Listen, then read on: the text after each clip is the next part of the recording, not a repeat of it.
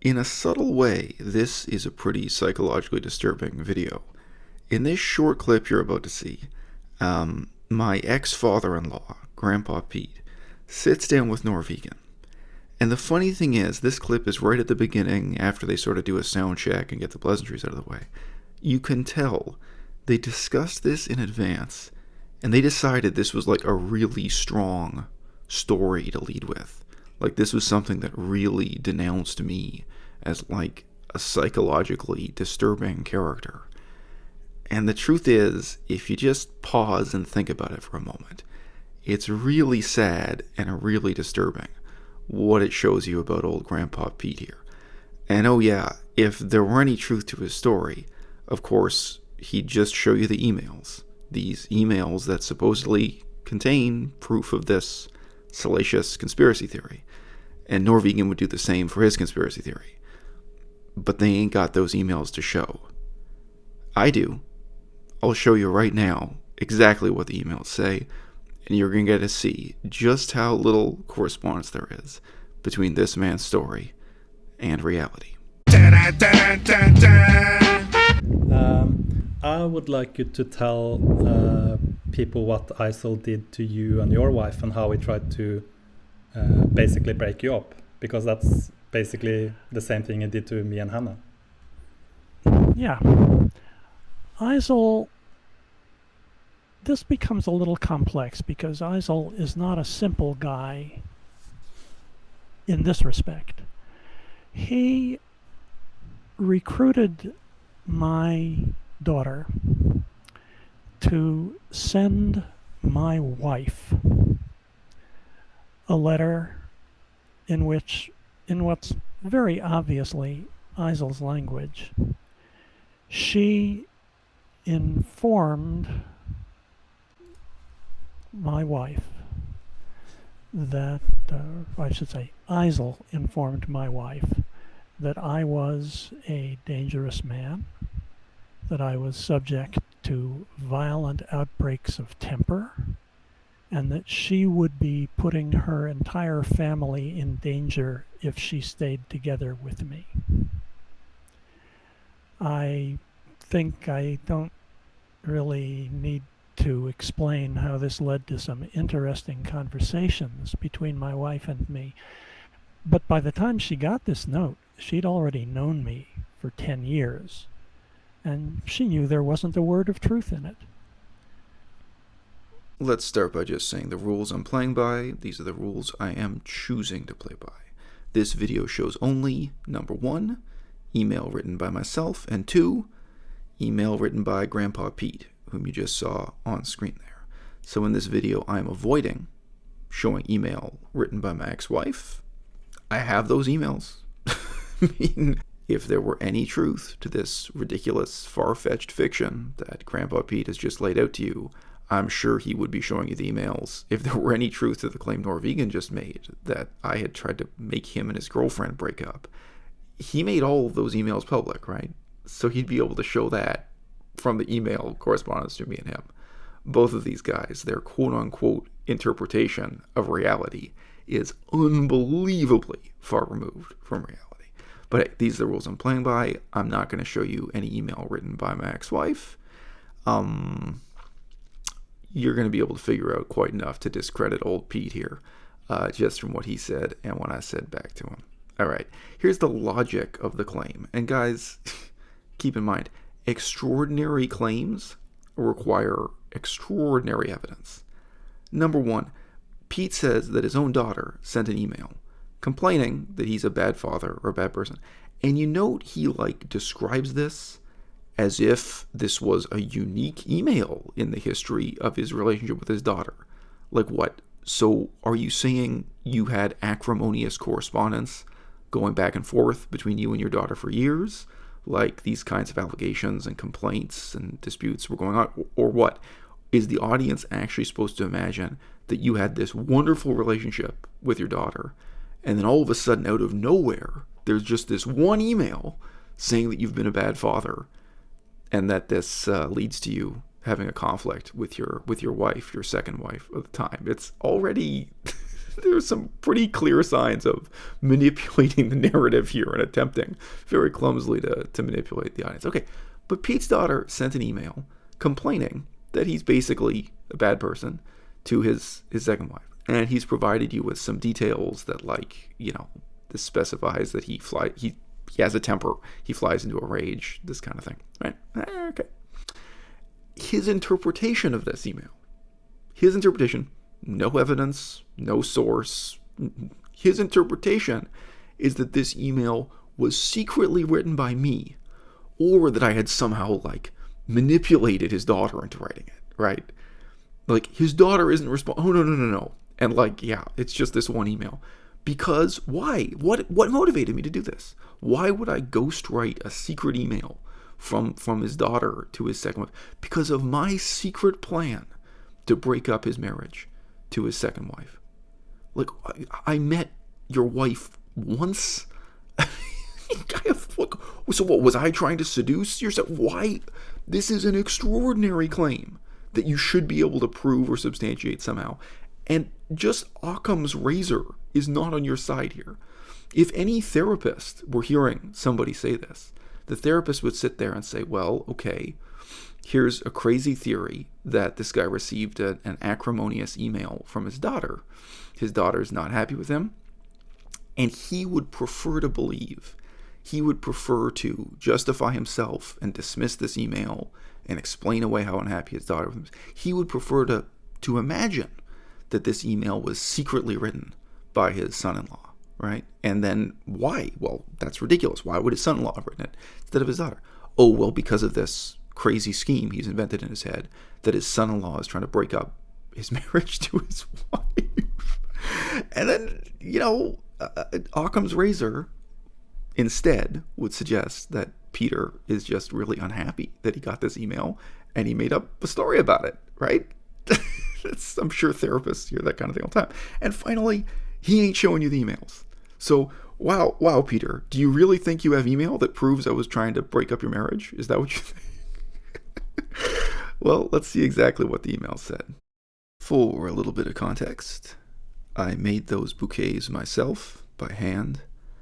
Mireille was not happy with the options going down and paying a professional florist at the market. So I said, look, don't worry about it. I used to live in Cambodia and Laos. Let's go into the market, buy our own flowers.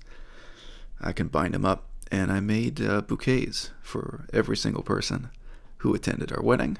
It's not that impressive when you realize how few people we had there attending our wedding.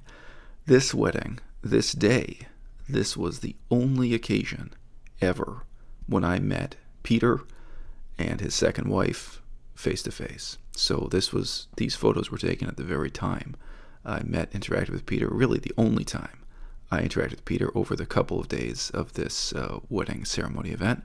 And I did indeed have a handmade bouquet, one that I made myself, for Peter and for his wife, for everyone who was there. So guys, in preparing this video, I really had to go back and look at positive emails between myself and my ex-wife for the first time in many years. As you can imagine, in the divorce proceedings, sometimes I have to go back and look at acrimonious emails between myself and Mireille.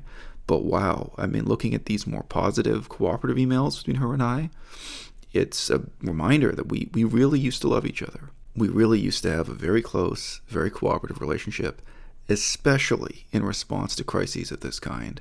Her and I really talked through in a very constructive, positive way how to cope with the challenges posed by her father's behavior that was extremely hurtful to her. And, sometimes, as with this latest public performance, I would say went right into the realm of the certifiably insane.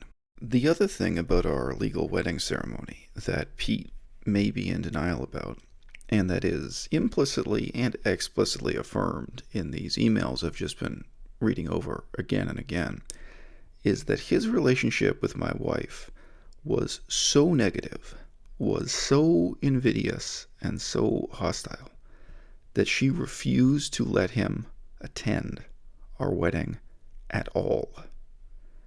She didn't want him there, and her position, that is again stated in all the emails of this period, was that she never wanted to see him again, face to face, ever in her life. Now, if they've improved their relationship since then, I'm happy for them. But what you're going to see in these emails is that my position was being moderate. I really did understand the sorrow my wife was bringing into the situation. And after I met Peter, I realized how incredibly difficult it was to deal with him face to face in real life at all, and why she had given up. However, my position was not what Peter imagines in this paranoid delusion. It was not that I was trying to destroy his relationship with his second wife, and not that I was trying to destroy his relationship with his daughter. The reason why you were invited in the end, Pete, was me. I said to Mireille, look, I know you really don't want him to attend the wedding, but maybe, just maybe, this is an opportunity for us to make this relationship better, to improve the situation, and it may be the last opportunity we get for many years to come, in part because of the geography of where we were living. We were taking airplanes all over the world. It really didn't seem likely that we'd have that opportunity again, say within 5 years. So I said, look, let's sit down at the same table with Pete. Let's give him a chance. And Pete, we gave you a chance, and your performance at that wedding was disgraceful. So here, in contrast to the version of the story you just heard, in contrast to the version of the story that he and his daughter were getting along just great until I entered the relationship from stage left, and I ruined your wonderful relationship with your daughter, Pete. Here's your voice from your own pen, your email. And you brought this on yourself, Pete. You went public. You made claims about what these emails said. You came on the internet to defame and denounce me, so here we go. This is you, Pete, writing to your own daughter, Mireille. Mireille, there were many things I regret about how I've acted as a parent, and I've told you very directly how sorry I am for my share of the chaos and pain in our household. It's terribly painful to see how angry and unhappy you are. What a burden you're carrying, even more than 12 years after you left that household. If you don't say it all explicitly, it's unambiguous in how you express yourself. I've sometimes thought that it may have been a good idea for you to leave then, but I also know that your mother and I weren't utter failures as parents, and both we and you were somewhat unanchored by your early absence. I could be quite explicit about that. So pause. What he's alluding to here is that my wife chose to leave home as young as she possibly could to get away from her parents. Really, above all else, to get away from you, Peter. And you know that. You know that her quote-unquote early absence, you know what she was running away from. I continue, quote, how hard it must be even to imagine trying to have a serious discussion with someone you consider dishonest, narcissistic, selfish, and a bully, as you've described me. But I don't recognize myself in that description. It's a simple fact that you and I have seen very little of one another since you were adolescent, and just as that means I wasn't with you as you went through important growth since then, it also means that you don't know me, certainly not as I am now, with an adult's perception. You left so long ago. You wanted to get out and stay clear. So pause, so he's aware of this. You see, he is aware. He's saying you wanted to get out and stay clear. You wanted to get away from me. You want to get away from the family. You want to get away from your own father, right? You wanted to get out and stay clear. But I don't know if you're unaware how unfortunate this has always seemed to me. What a source of sadness it is, both the early departure and the staying clear. At least when your mother left for India, Ariel and I could lay some groundwork in getting to know and appreciate one another, and that has paid some dividends that are simply missing in our relations, yours and mine. With all your anger and your need to control our communication, it makes sense that you'd keep your distance. I was so looking forward to seeing you in your own world, so unfamiliar to me, and learning of your work there. That would have been something very concrete on your ground. Just pause. Pete, you and I have talked about this. It's one of the only conversations we've ever had. When you came to our wedding, you did not ask one question about my wife's life in China. You did not ask one question about my life and experience in China. You did not ask about our lives in places like Thailand, Laos, and Cambodia. You showed absolutely zero positive interest in who she was as an adult, and you showed zero interest in who this man was, whom she'd met and fallen in love with in China, whom she chose to marry. You made absolutely no effort that way. Your actual behavior and what you did do, as I've already said vaguely enough, was instead just disgraceful. And it was indeed, just as you've described yourself in this same email, it was bullying and narcissistic. And here I repeat myself. I think of you every single day with the wish that things will turn out well for you and that we might have trusting, rewarding relations with one another. Now, this to me is even more revealing. So, Peter, if you watch this, I know you imagine you have just made the claim that at exactly this time, the brief period when we're all in email correspondence with each other, that I have a devious scheme to destroy your relationship with your second wife, and that I'm the real author of the email you just replied to, that I secretly wrote the email you just responded to. That's what you claimed, Peter. That's insane and impossible on so many levels. But here's the reality of how I replied to your email, Peter. How I replied to it, addressing your daughter, my wife. Quote, I think his response is better than we were expecting, even if it isn't better than could be reasonably expected. You're now in a much better situation with him than I am with either one of my parents. Number one, he's saying he's willing to make an effort, even if he doesn't know how to. Number two, he says he's aware that he's done wrong, even if he doesn't understand what it was and isn't interested in ever understanding it nor admitting to it, etc. So guys, you can read the rest of this email on screen. I'm not going to go through it line by line. But my response was positive and constructive and conciliatory. I mean, here I say by contrast, I'll never get one word as conciliatory from either one of my parents, as you've just gotten more than once in this message from your father. You know, my parents think they've done nothing wrong. Your father's willing to say, hey, he knows he's done something wrong. Okay? And you'll see here, this is interesting. This is the very ending of this email. At the very conclusion here I say, for my part, I do think it is possible that your father could, at some point, stay in a hotel several blocks away from you for a brief period during a vacation, be it in Taiwan or who knows where else.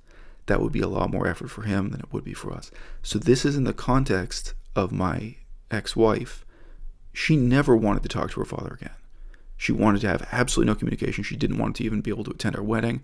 And I'm saying, hey, recognize the positive elements here. Maybe some level of cooperation and reconciliation is possible. Even that's just sending him a couple emails a year, meeting up with him on vacation at a distance, not letting him into your home, you not trusting him enough to go into his home. Maybe we can do something positive. So Peter, you never knew it or you never appreciated it.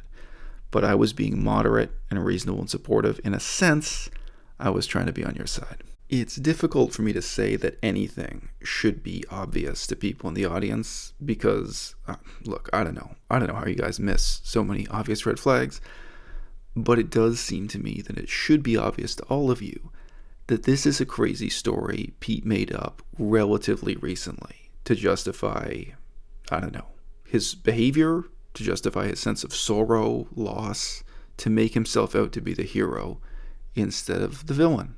A lot of people think and act that way. They engage in that kind of self-deception, self-justification. I don't.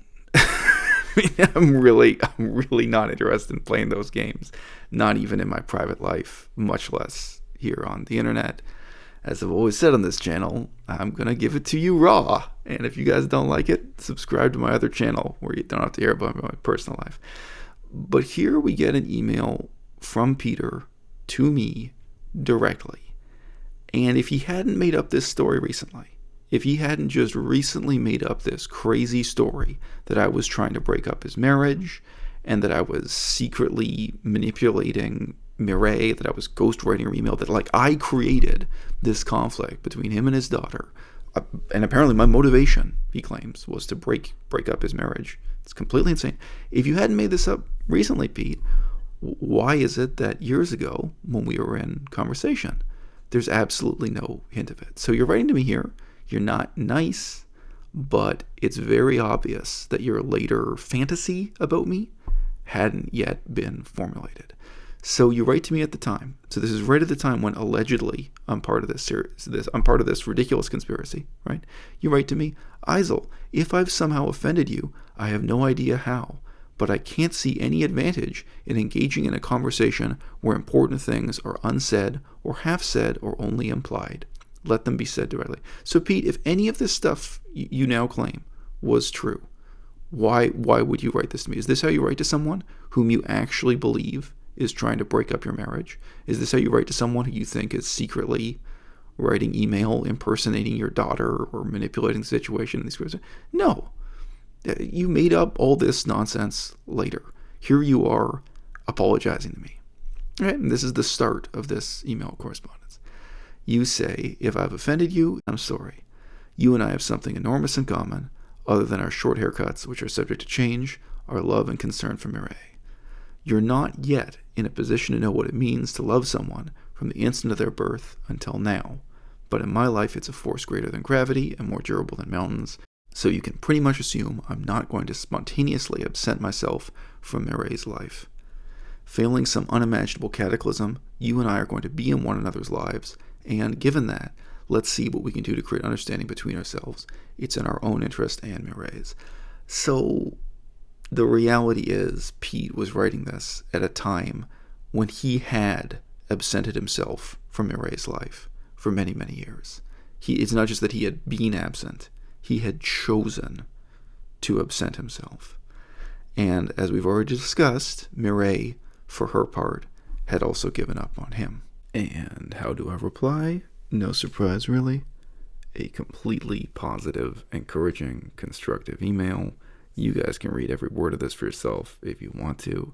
About 3/4 of the way down the page here, I say, if you want to be part of your daughter's life, if you want to be a part of my life, you can have my encouragement and advice. However, you don't have a lot of options, and all of them require a significant degree of effort on your part. So I'm recognizing just how rocky, just how negative, just how bad the relationship is between him and his daughter, but I'm saying, hey, I'm willing to do something positive here. This period of time, right after Mireille finished her university studies, although she's finished with a PhD at a later age than most, this is a difficult time where she's, looking for work and moving all around the world. There's something worth gossiping about. I, for my part, worked behind the counter of a cheese shop as my first job after graduating. There you go. So if he really knew what he was doing, trying to make me look bad, why didn't he come on the internet and say, Eisel Mazard is vegan now? But, decades ago, he used to wear leather boots and he used to work at a cheese shop. That's right. I later applied to work at a gas station after the cheese shop fired me for pointing out that they were selling rancid coffee by cheating their own best before date system. That's the truth.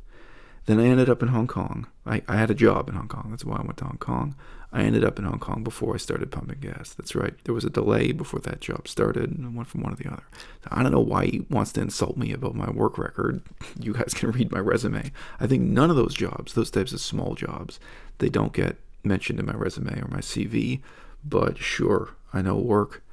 I know work, Pete. How about you?